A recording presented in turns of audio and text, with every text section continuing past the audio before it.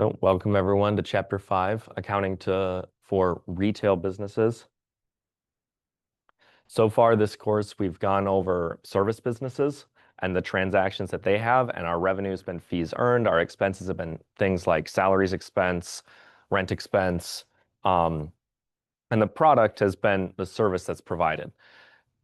Retail businesses provide merchandise and inventory to customers. And so the main expense of retail businesses is generally cost of goods sold, which is the cost of the merchandise that is sold to customers. And Chapter 1, we went over identifying the different types of businesses: service, retail, manufacturing. And they each have different transactions that happen and a different cycle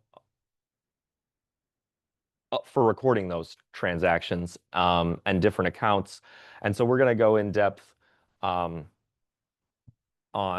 accounting for buying and selling the merchandise, the adjusting entries required, and the closing entries required, which covers things like buying the inventory, shipping for the inventory, any discounts, returns because of damaged inventory, and then the same thing on the selling side, selling the inventory,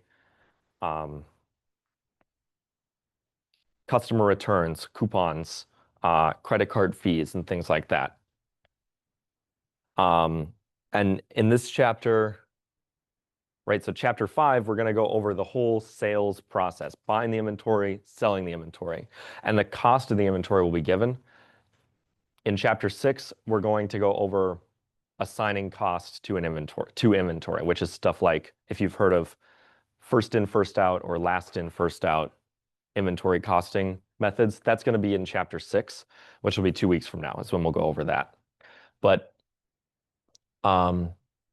this week we'll be just going the cost of the inventory will be assigned, and we're just going to go over the journal entries for the whole process. And then more the calculation for the value of the inventory will be next week, 2 weeks from now. The nature of retail business is to sell merchandise to customers, and then they purchase inventory from vendors. And transaction between suppliers and retailers, business to business, and then retailer to customer is business to consumer transactions. And this is different. There's sometimes just different terms and different the size of the transactions is different, right? When you're dealing with wholesale or you're dealing with selling individual items to a customer. And often, with a customer, you could have coupons, you could have credit card payments. With a supplier, business to business, there could be special payment terms for an invoice, or bulk discounts, or freight costs. So it's just different nature of the transactions. And the cycle for a retail business: use cash to purchase merchandise, sell the merchandise, and collect the cash to purchase more inventory, sell the inventory. And sometimes if you're not purchasing the inventory in cash, there's accounts payable, that you can purchase inventory with accounts payable as well. A service business just has fees earned, operating expenses, and operating income, whereas a retail business has sales, cost of goods sold, and then you get to the gross profit, which we looked over when we were looking over some financials in previous weeks, and then come the operating expenses, and then the operating income. And cost of goods sold is just the cost of the inventory that's sold. Operating expenses is all of the other overhead, like rent for the store, salaries for the sales associates, etc. So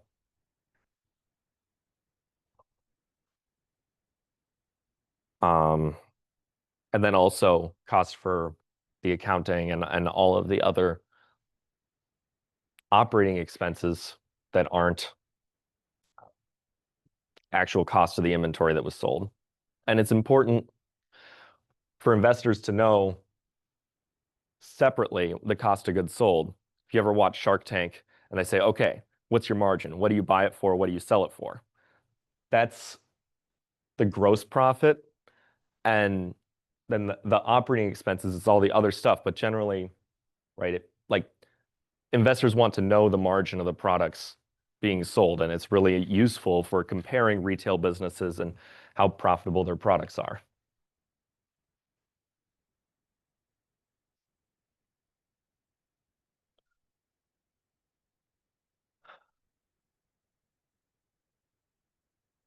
So the revenue from services is fees earned or service revenue. Revenue from sales of products or inventory is known as sales. And then the cost of sales or cost of goods sold is an expense.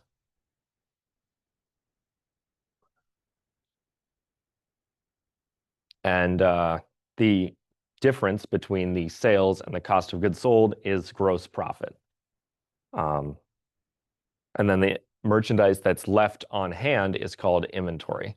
And that's recorded as a current asset because generally inventory is expected to be sold in the current year. Within the next 12 months, it'll be converted to cash by selling it to customers.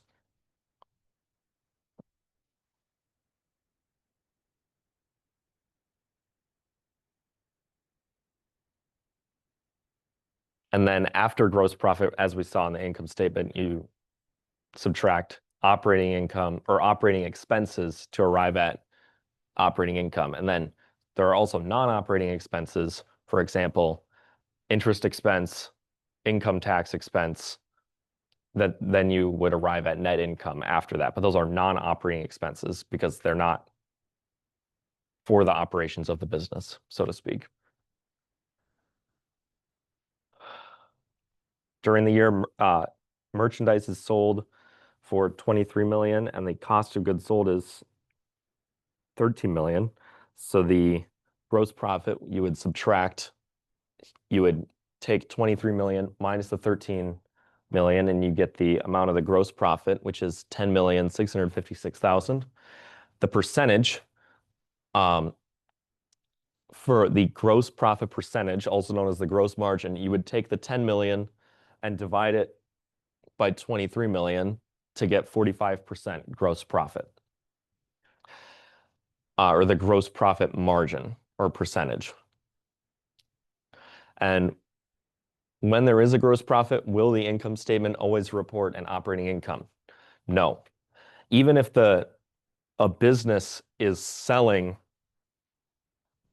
their product for more than they're buying it for, they might have all these other expenses, all the overhead for their retail business that makes it so that the business is still losing money, even though they're selling their products for more than they bought it for.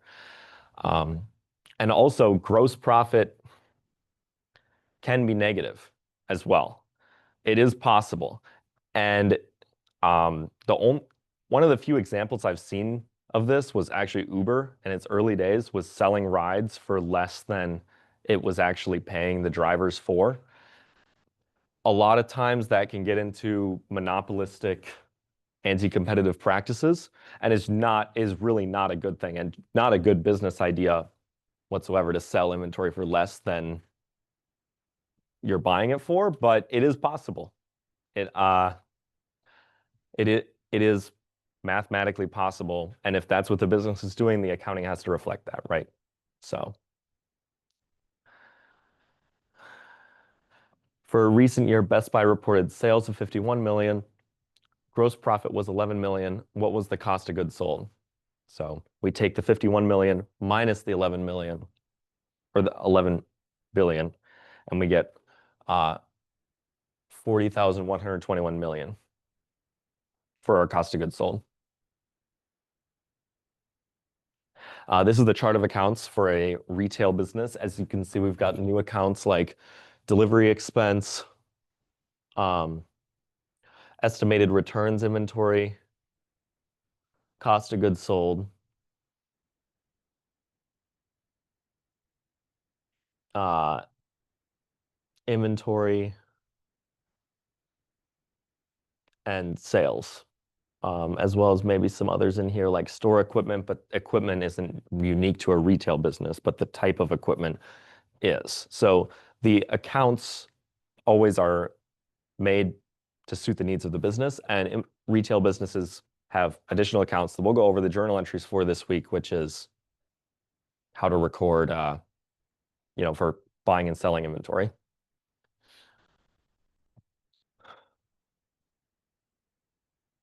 And this is them listed into the ordered chart of accounts, like in the order that you would see them on the balance sheet, income statement, etc. So, right, so inventory is higher up on the chart of accounts because it's a current asset, and it's generally going to be converted to cash sooner. And then cost of goods sold is generally the largest expense, so it's at the top of the expenses. Merchandise transactions are recorded using the rules of debits and credits, and these are the new accounts that we have for recording these transactions.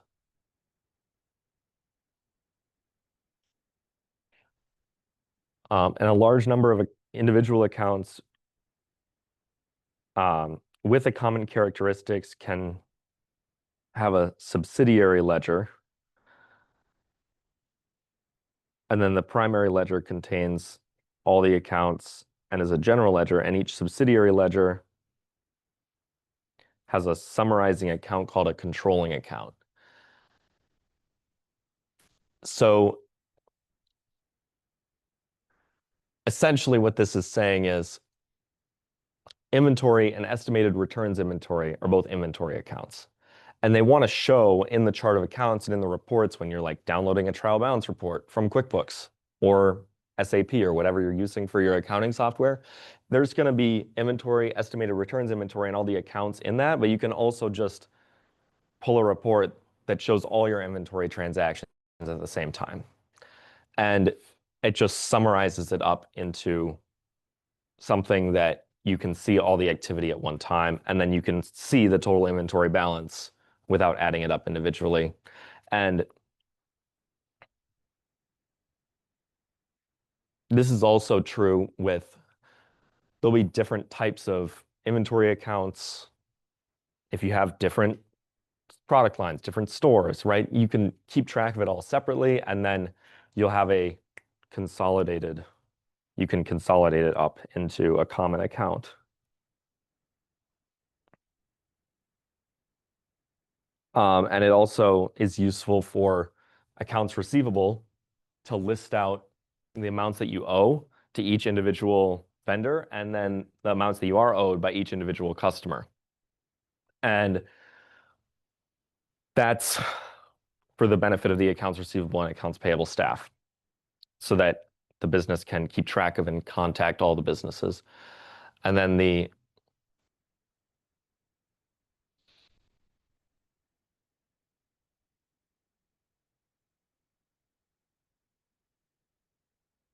controlling account is accounts payable for each of these subsidiary ledgers that lists like the individual transactions for each vendor. And then the inventory ledger, like the controlling account is inventory, but then the subsidiary ledger shows each of the different types of inventory, and you can use it in a perpetual inventory system. This is just to generate all your reports for everything that's happened, all the details of the inventory that's there.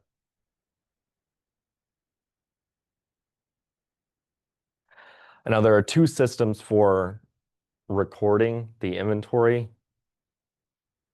that you buy. And then one is the perpetual inventory system, which is record as you go.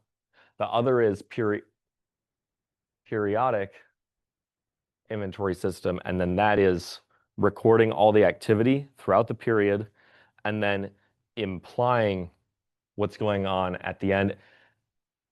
It's much easier to show with an example, and also we'll go over more on the details of these in chapter 6 as well. But either way, a listing of physical inventory is prepared at the end of each period. So the ending inventory is the same with each of these methods. The amount of cost of goods sold is the same, and the amount of physical inventory at the beginning and end of the period is the same. But the periodic, each purchase and sale is recorded in the inventory account and the subsidiary ledger. So it says, okay, we sold this amount of this inventory and this amount of this inventory, and each transaction is tracked. The periodic system just shows purchases, like all the purchases, all the costs for freight, all the returns from the customer, and then all of these things are added up to say, okay, this is how much inventory that we actually had available for sale during the period. And then at the end of the period, they count up their inventory, and it's something less than that total amount because they sold a lot of it. And then they just subtract it to plug the cost of the goods that were sold. So we'll go over just how the details of each of these is recorded. So this is the perpetual inventory system. Everything is recorded directly and at the time of the transaction. So purchase of inventory is a debit to inventory and a credit to cash. And so we have our T accounts here for that, and it's no change to total assets. We just exchange one asset for another. And then purchase of inventory on account is debit to inventory, credit to accounts payable.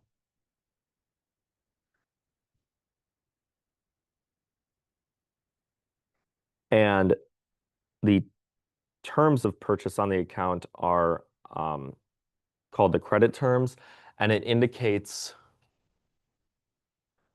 so the terms on the invoice are very important. And this chapter is going to have a lot of details contained in the problems, in the wording, that indicates what are the payment terms for the invoice and what are the delivery terms for the invoice. The delivery terms indicate who pays for the shipping and when the revenue is earned, and we'll go over that in a little bit. And then the payment terms indicate when is the payment due, which is on delivery, which is generally you're going to be paying something for cash.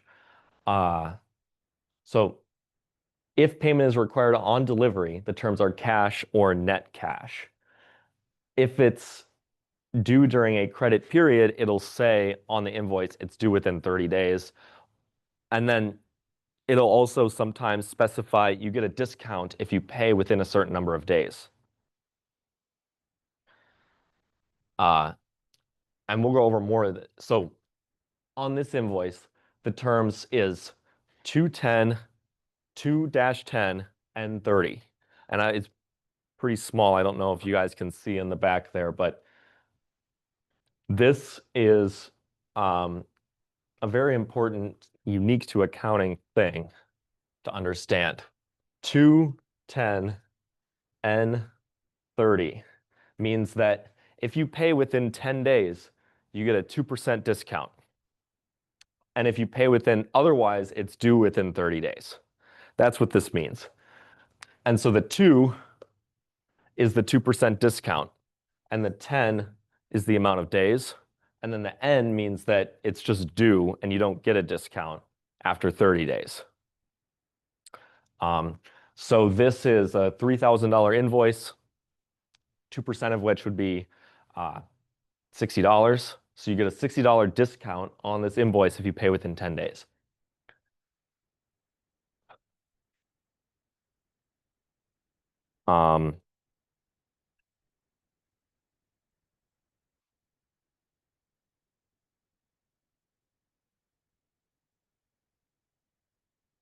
And then it says from San Jose, FOB, which is free on board, Cincinnati, sold to Cincinnati, that means it's free on board destination. And we'll go over more what that means um,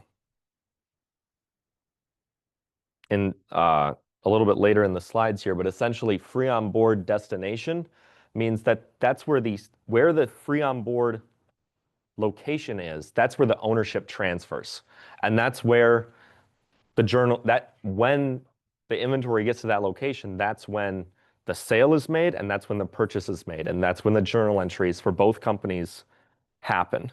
So if this transaction is free on board Cincinnati, that's free on board delivery. That means that when the inventory is delivered, that's when the sale is made, that's when the revenue is recognized, that's when the cost of goods sold is recognized, and that's when the inventory accounts payable entry is made for the purchasing business.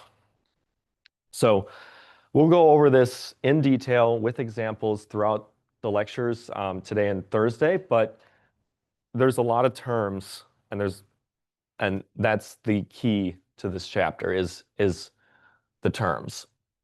It could also be, if it's N15, that means that the payment is due in 15 days with no discount. If it's 215 net 30, that means that there's a 2% discount if you pay within 15 days, otherwise net 30. And then it could also be written as N-EOM, that's net end of the month.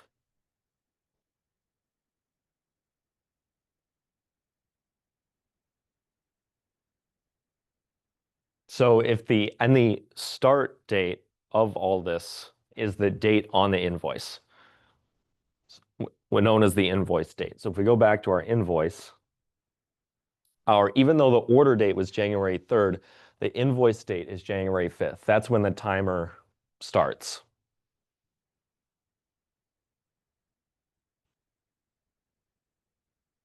And then we have the discount period for the first 10 days, and then the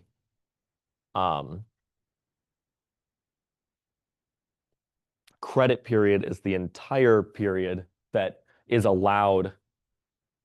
Basically, when you're allowing customers time to pay, that's credit terms. You're lending them money essentially, but by not making them pay right away, they owe you something. And so that's what's called the credit period, because you're granting them credit. And if they pay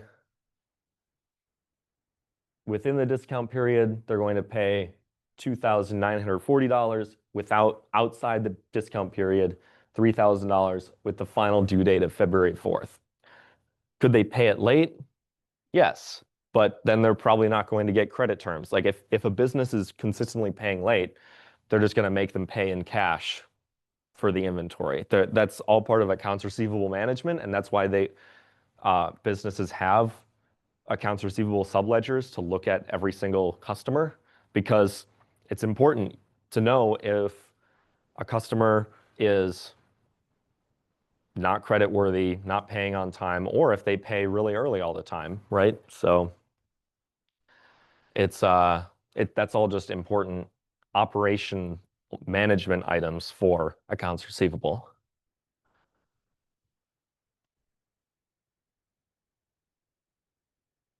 And the same discount language applies whether it's the buyer or the seller. It just depends on whether this is a sales discount or if it's a inventory discount. So a supplier, and the terms are written in the same way, which is 210 net 30. So 2% discount if paid within 10 days, otherwise it's due within 30 days.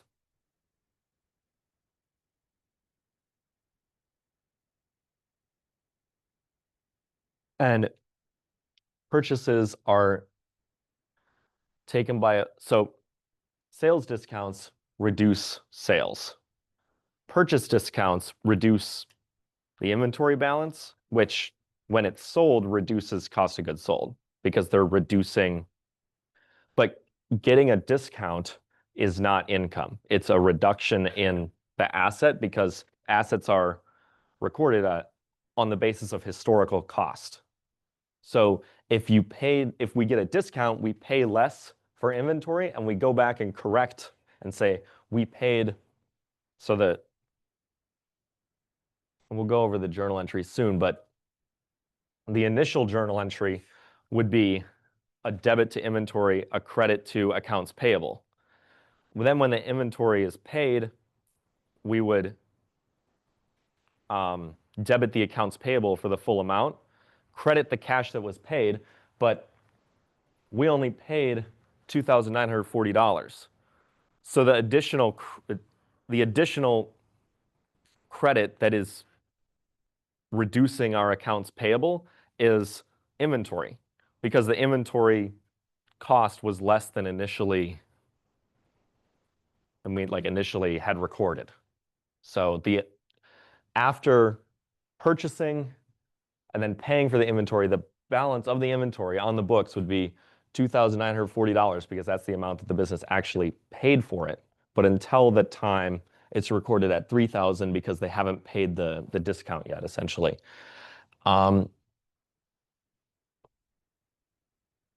It's really important to note that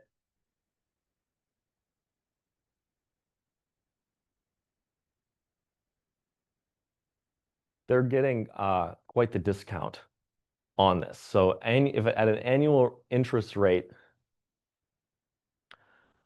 of 6% for a 360-day year is assumed, then the interest on the loan for the remaining 20 days of the credit period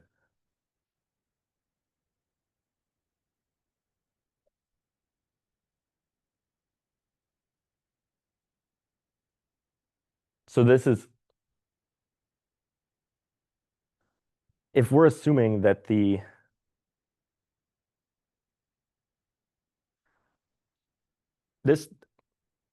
getting a 2% discount to pay 20 days earlier. And you can compute how much that discount is worth by saying, how much should you borrow money to actually take this discount? So for example, the business borrows the $2,900. They end up paying $9.80, but they're getting a $60 discount on the inventory. So that they're actually saving $50.20. And yeah, it's a lot of math, I know, but if you want to on your own, you can go through and calculate 20 days of interest for a 2% on the total balance. That's very high interest rate, like credit card level interest rate to not pay early, so to speak. So it is really advantageous for the businesses to pay early. 36%. 360 divided by 20 days.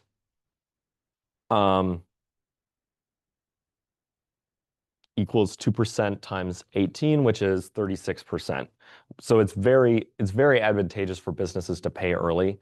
And then offering these terms is a way to get customers to pay early. And right, they can just charge 2% more and then say that the customers can get a discount. This is to make sure that things are getting paid on time. They're not getting forgotten about. They're not getting stale, so to speak, is what it's called in accounts receivable. And then, or just not paid at all.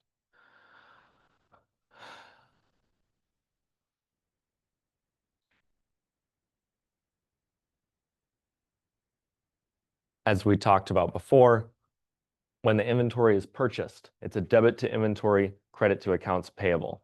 Then when it's paid for this particular transaction with the $60 discount, it's a debit of $3,000 and then a credit to cash for the amount paid, and then another $60 reduces the inventory balance because it's an accurate reflection of the historical cost.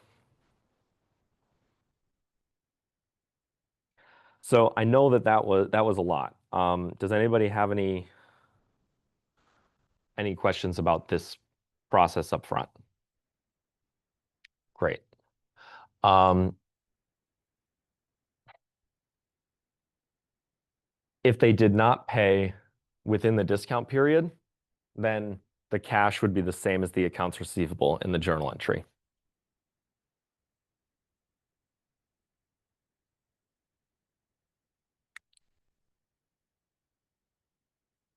So for purchase returns and allowances, this is basically the inventory was damaged when we got it. Could you please refund us the discount or reduce the amount that we owe by that amount? And that reduces the value of the inventory and the amount owed on the accounts payable. And then from the seller's perspective, it's a sales return and an allowance. The buyer's perspective, it's a purchase return and allowance.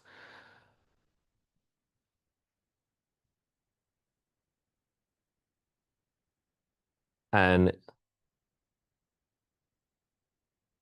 the debit memo or a credit memo, depending on the perspective of the business,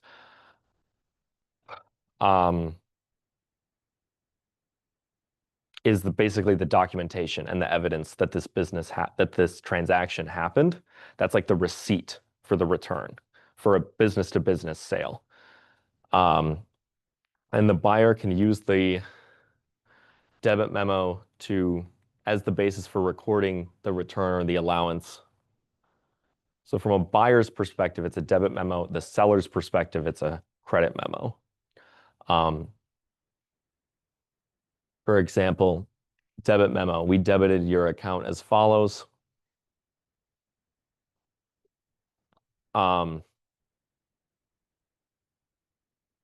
The server network card is being returned via parcel post.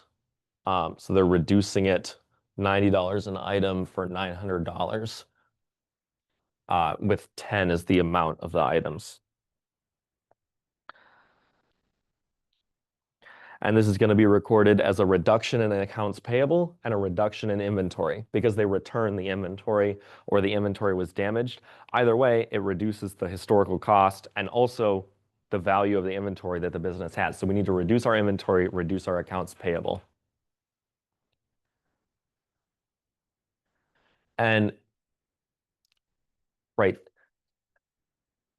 before paying the invoice, the buyer can return the inventory or get a price reduction or a price allowance, like maybe half off or something. It's irrelevant whether they actually return it. If they're getting the amount off on the inventory, it reduces the accounting value of the inventory on the books because they paid less for it. The thing that matters is whether their accounts payable was reduced by the vendor. For example, consider a business that purchases 5,000 in inventory, 210 net 30. They return the inventory. They return $1,000 of the inventory, and then they pay on May 2nd with the discount. So there's a number of journal entries and calculations involved with this.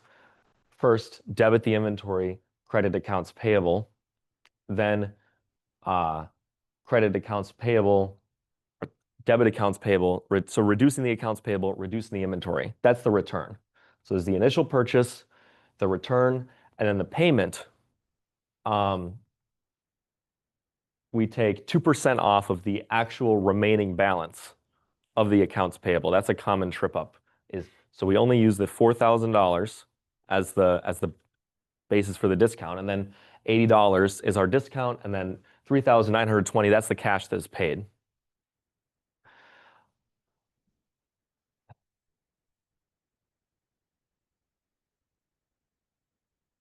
And then cash sales, they're just there's no discounts, there's no accounts receivable. Like if the discount is stated in the problem, then there could still be a discount. But generally, we wouldn't need to, the discount would be just used in the calculation of it because we don't need to accrue, right, have our revenue, and then there's a discount for paying later. The reason that there's a separate journal entry and a separate for the discount and the upon payment is because it's at a different time. If it's all recorded at once, we can just debit, cash, credit, sales for the same amount.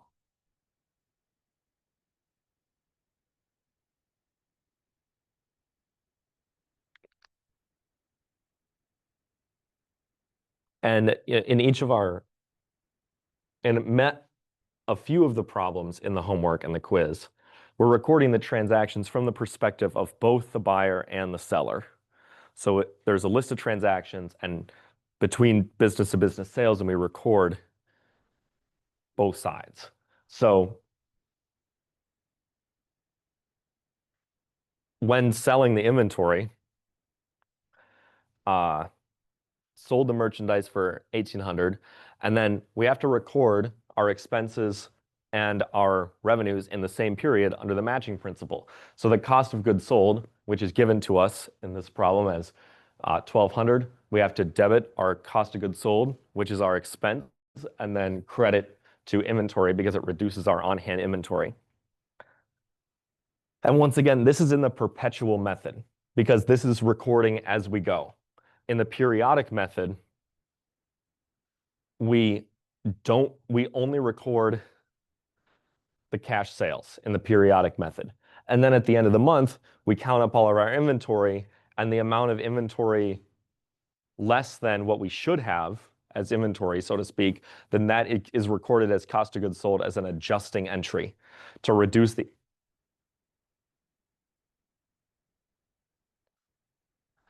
Um,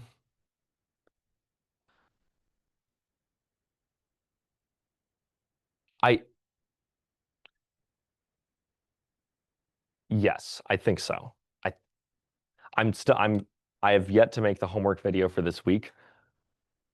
Uh, Life gets a little crazy, but I think we will be going over both the periodic and the perpetual, mostly the perpetual. And most of this course is focused on the perpetual method. That's generally the method that's used in practice. But we will be going over the periodic method as well. And the periodic method, because it's just at the end and it's just like, it's simple to learn the periodic method once you are already doing the perpetual method and the perpetual journal entries. So that's what I'll say to that, I guess, yeah. But we will be covering both.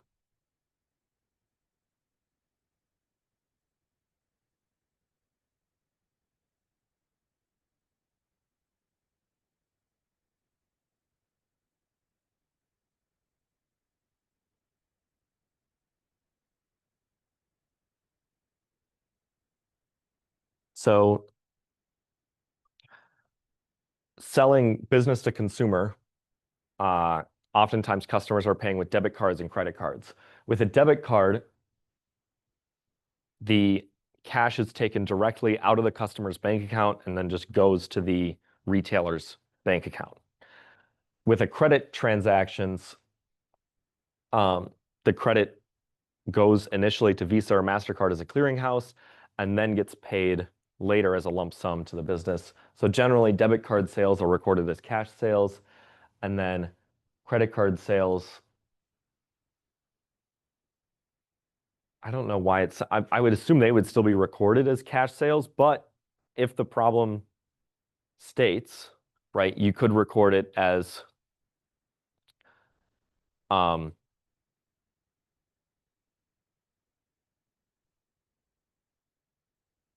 some sort of payable, like some sort of receivable from Visa or MasterCard, depending on the terms of how soon is how soon is the amount paid to the retail business, or whether it's Square, if a business has their account set up with Square. If they have a Square bank account, it could still be a cash sale. It just depends on when does the business actually receive the cash. But customers are paying, it's generally cash sales because they're paying at the store when they're buying the products. Um,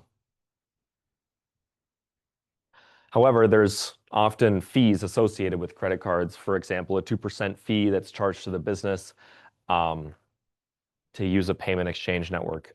And this is recorded as an expense by the business. Um, so this would be the journal entry to record that. Debit credit card expense, credit cash. Um, and this can be recorded all at once or as you go, depending on the problem and depending on the nature of the business, right? You could, if it in an automated, generally, if it's an automated system to record these journal entries, it will have a journal entry for each transaction. For example, you spend $100 at um, at Kohl's or something, right? And it has $100 as the revenue, as the sales, as your credit, and then the debit is cash for 98 and then credit card expense for $2. If you recorded it as 100 for cash and then the credit card company charges you the expenses at the end of the period, then it would be credit card expense and you be the amount of the expense that was paid. But credit card, it's important to note that even though sometimes to a business, credit card fees feel like a discount because sometimes if the money is paid to Visa and MasterCard and then Visa and MasterCard pay the business for the amount, the whole amount, right? Well, not the whole amount less the discount feels like they didn't get that money never came in. That is an actual expense though. They paid Visa and MasterCard for the merchant services. That's like that has to be recorded as an expense in their income statement. Um, Somewhere, whether it's in miscellaneous expenses or whether it's listed out as credit card expenses. And then the revenue is the full amount that the customer paid, even though their credit card fee means that the business doesn't receive as much.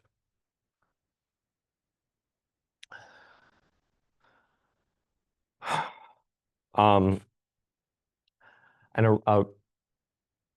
so retail businesses can also sell on account, even if it's um, like directly to consumers. You could have an account running with a business. It really does seem like rich people activities to me. I've never had a running account with a store before, right?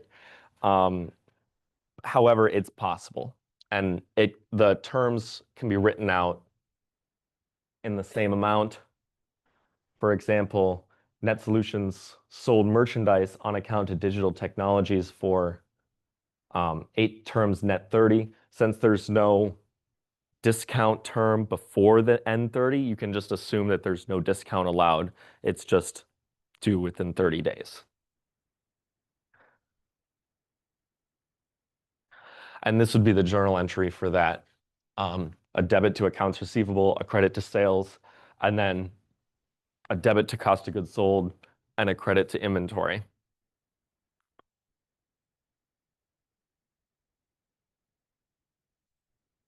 And then the payment would be no discount because there was no discount in the terms, uh, a debit to cash, and a credit to accounts receivable.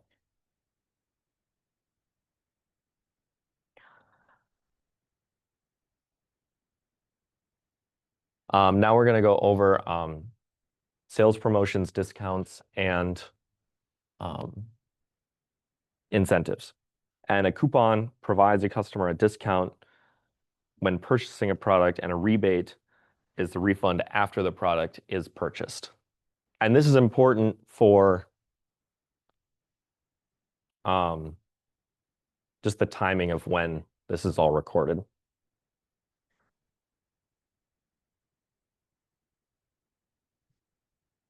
And so the accounting for a coupon or a rebate depends on the terms and how the customer received it and who can get it, so to speak. So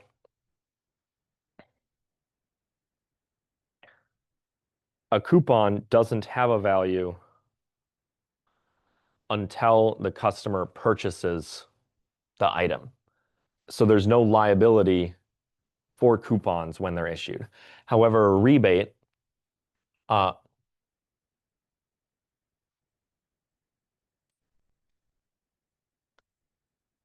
the retailer reduces the sales at the same time as it's received, and this is especially like if there's a coupon code out on the internet. Nobody earned that coupon code for something, so there's no it wasn't. There's a difference between a coupon that's available for everybody to just use and a buy 10, get one free. Because if there's like a buy 10, get one free coupon and you've got this punch card and you've been buying 10, eventually the business is going to owe something and there's going to have to be some estimate for how many one frees are going to be redeemed. But if it's just a general coupon available to everybody, there's no obligation by the business already. It would just reduce the revenue at the point of sale when it's earned. For example, selling $45 of merchandise with a $3 coupon, they're only going to get $42. The cost was $27 for the inventory, and so we're just going to take it right off the top. They get cash, debit $42, and then credit the sale $42, and then a debit credit cost of goods sold and inventory for the cost, the $27, which is the cost of the inventory sold. However, if the coupon is issued when the customer purchases the merchandise, for example, you're at the store and there's a sale going on at Aldi, and you purchase, or Cub is more notorious for coupons, in my opinion. You're purchasing blueberries, and it says, okay, if you purchase this blueberries, and there's like a little coupon on the top of it, $2 off next time. The retailer has to estimate the dollar value of the coupons that are actually going to get redeemed later, because that $2 coupon helped to sell the blueberries.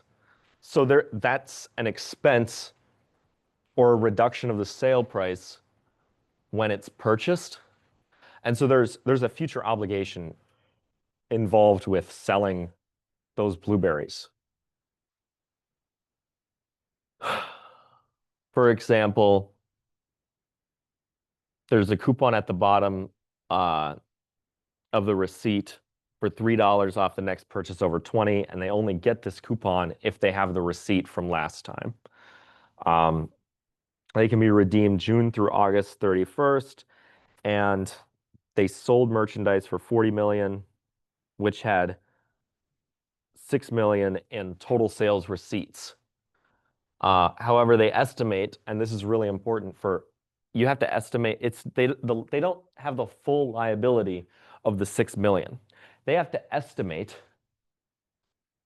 how much is actually going to get redeemed. And they estimate that only 20% of the coupons are actually going to get redeemed. So then the actual liability is only 20% of the $6 million. So, and that reduces the amount of the sale. That's how this is recorded. It's not recorded as an expense. It's recorded as a reduction of the sale value. So our debit is the cash, $40 million. That's what was received from customers. Sales is $36,400,000, and then the coupon payable, which is, I missed that, 66 million times 3, which is, it must have been at 20% per month that's going to be redeemed, but it would be more exact than, it really should be more exact than that. Anyways, then so 20, assuming that they're, okay, I'm realizing where I messed up in explaining this problem. 6 million sales receipts were generated, but each receipt is worth $3. So that's where the 3 in the calculation comes from. I missed that exact wording there. So then the amount is 6 million coupons times $3 per coupon times 20%, 3.6 million in estimated coupons payable is our amount. That's our credit. That's our liability at the end of the period. And then debit to cost of goods sold, credit to inventory. And then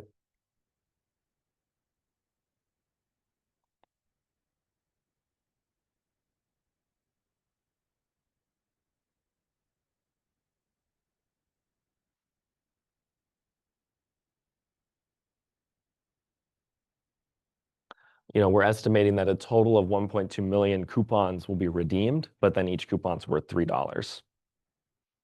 And then when the customers redeem the coupons, we're going to reduce our liability, which will increase the revenue associated with the next month. So this is all a timing issue, right? So this is the journal entry for when the coupons are redeemed later. We have 50,100,000 in sales because it reduced, like the sales price was reduced by the coupon. However, the coupons were associated, the expense, or it's not an expense, the reduction in revenue last quarter for this coupons is associated with last month. It shouldn't punish this month's sales. So, and also we need to reduce our coupon liability. So 2.4 million will be a debit to coupon payable, and then sales of, right, then it increases our sales because that's our credit in this journal entry. So $52,500,000 in sales, even though only 50 million in revenue was received. And then cost of goods sold, a debit for 28 million, and then inventory, a credit for 28 million. Note that we have an expiration date for these coupons. And so at the end of the period, when the coupons expire and they haven't been used, say our estimate was wrong, this estimate's constantly changing. And say we get to the end of the period and the coupons were not used up, we initially created the coupons as a credit coupon payable, but that reduced the credit to cash. So to reverse that out, if we would debit coupon payable, credit sales. That would be an adjusting entry at the end of the expiration date of these coupons. It's an estimate, and the estimate's moving, and the moving of this estimate, right? Some of it is recorded as they go, and then it's adjusted as part of an adjusting entry going forward.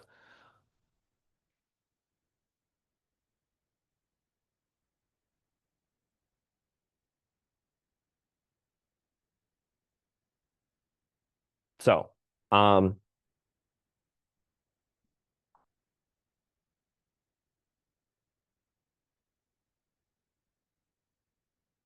assume that on August 21st, the coupon payable has a credit balance of $175,000. We would reduce our coupons by that amount. Because the coupons expire on August 31st, but the coupon is still there. So we need to debit coupon payable, credit to sales. That increases our sales because we initially reduced our sales, estimating that more coupons would be redeemed. So we were wrong, but however, an accounting estimate only needs to be updated for the current period. There's no going back. We do our best to estimate properly as accountants, but if we were constantly going back and adjusting prior periods, like prior quarters, prior years for incorrect estimates, then everything would be chaos. Things would be restated constantly. We talked about accounting methods last week, like cash basis, accrual basis. A change in accounting method, you do have to go back in time because that's a change of the whole principles, everything.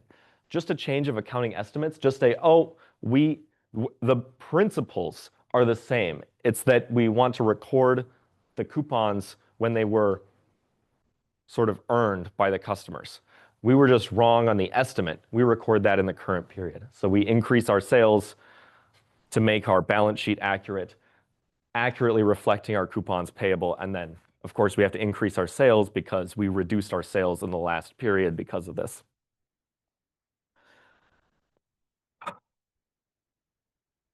And on August 31st, estimated coupon payable had a debit balance of $50,000.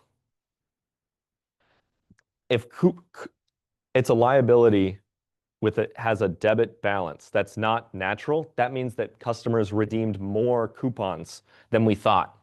And so we have to reduce our sales. So that's a debit to sales and a credit to coupons payable. So this is the other side of adjusting later to make our estimate accurate to what actually occurred. Either way, the ending balance for this particular coupon account, which is just for this single promotion, is 0 at the end of August 31st because they're expired. There's no more liability. There can't possibly be any more liability for that because they've expired. So we need to reduce that to 0, and then the remaining balance just adjusts our sales.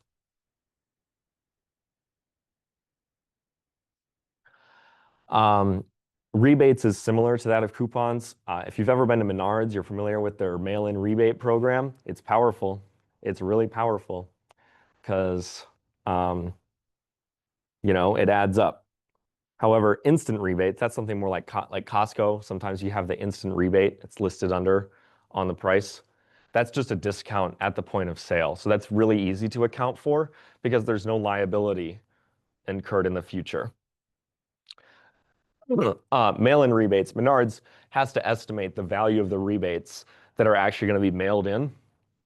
I would assume it's pretty consistent as a percentage of the sales because either people are mail-in rebate people or they're not, So they'll look at the past periods and then they'll estimate how much is actually going to be redeemed.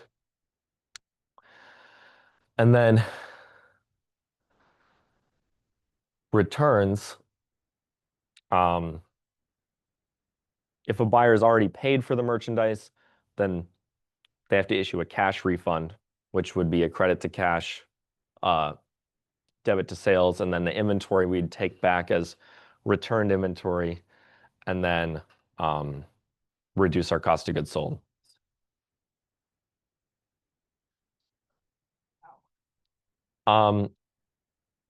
That's a really important point. If the item is broken, and a lot of times it'll go into a return inventory account, and then at the end of the month, they'll count it all up and value it. And if the inventory is damaged, for example, let's say that it's worth half as much. The cost of half of it would still remain as an expense in cost of goods sold, and then half of it would be inventory that's put back on the balance sheet.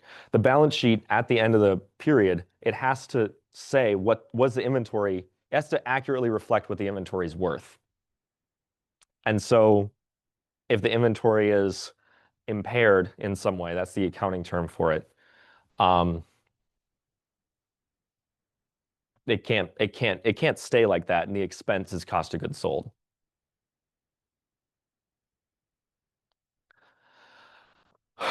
And the buyer can also keep the merchandise and request a partial refund.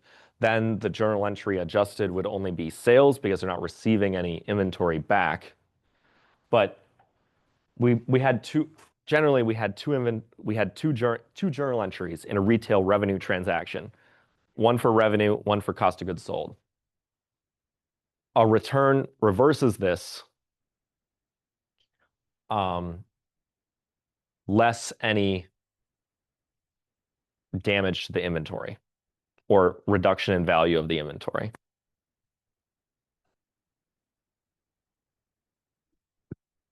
And if the amount is if it's a credit sale, if it's on account, then instead of using cash, we just use accounts receivable.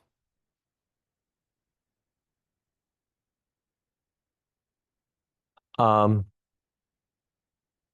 we do have to estimate the amount of refunds that customers are going to request because let's say it's Christmas, it's the end of the year, and we're selling a whole bunch of toys, all this stuff for Christmas. And we know that 5% of these are going to be returned.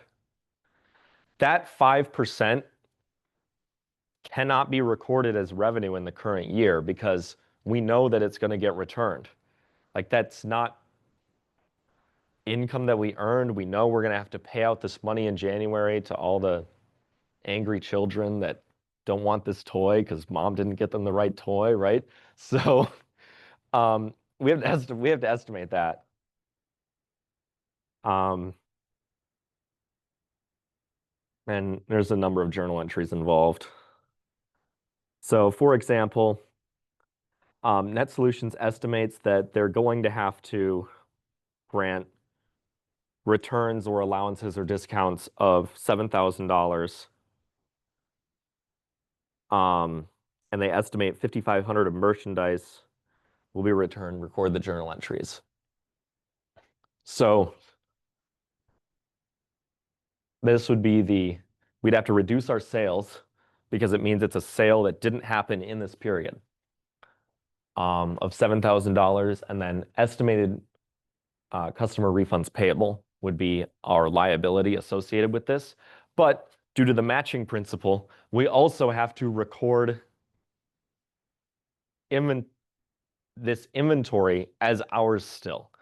If the toys are going to be returned and we're saying, okay, we didn't actually sell the toys, then we still have to record 5% of those items as inventory on our books because of the matching principle. We have to match our revenues and our expenses, and so this increases the amounts on our balance sheet and it reduces the expenses. And we're not going that in depth in this chapter, but it would account for estimated damage to the inventory when it's returned. If this stuff is all coming back fairly beat up and not going to be able to be sold as much as well in the future, the estimated returns inventory, that has to be like the value that we think is actually going to be able to be resold. And then the cost of goods sold would be reduced by this. For example, though, if we thought that only half of it was going to be usable condition when it's returned, then it would be 2,750 as our estimated returns inventory because that's the value of the estimated returns inventory. And then that's the amount that would reduce our cost of goods sold. Effect of that on the current year's financial statements is our cost of goods sold will be higher because of the estimated damage. That's an expense.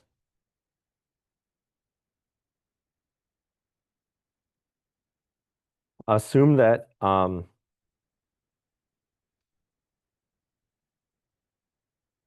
they returned inventory for 1,800 full cash refund. It originally costed 875. So this is after initially the initial journal entry is December 31st, accruing for what's going to be next year. Now it's March and customers are returning the items within the 90-day period or whatever they allow.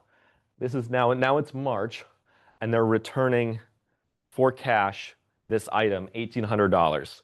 So we have to credit our cash because cash is reducing, and our debit is the customer refunds payable because it reduces the liability that we owe.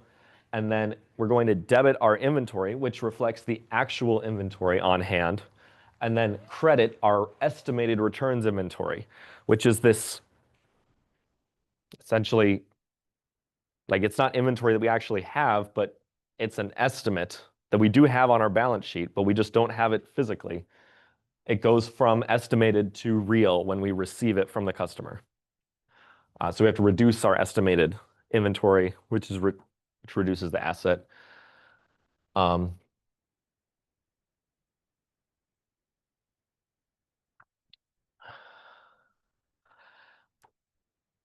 credit memo is from the perspective of the seller.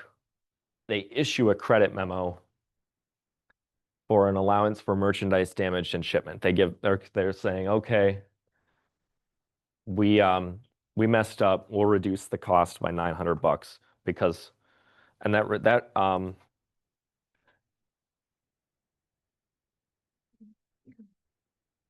notice how this is also on March 4th. This is after the year has ended. And we already accrued this previously. It finally made it to the customer. They complained. We refunded partially. And they hadn't paid yet on their accounts. They've got a running credit account. So we would um, debit refunds payable and then credit accounts receivable, because we already initially, if this was all recorded in period, this would reduce sales. But since it's not, because customer refunds payable already reduced sales in the previous period, now we're going to reduce customer refunds payable, reducing our liability, and then reduce our accounts receivable.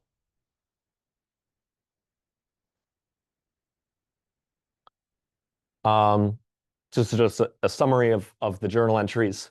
Our initial entry, sales are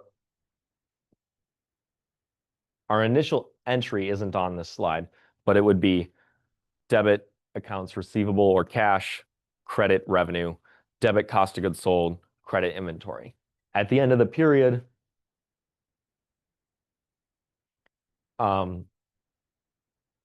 we accrue for the estimated returns that are going to happen, or the estimated discounts that we're going to, oh, are we at time? Yeah, we are at time. Okay, well, we'll just go over this as a summary then. But essentially, yeah. So we have our refunds being used and our credit memos being used. And then when the customer doesn't actually return the merchandise,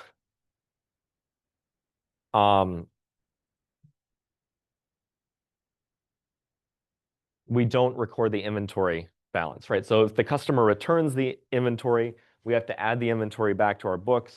And we have to change the estimated returns account and then cash. Thank you, guys. This is a very detail-oriented chapter. So thanks for all of your attention.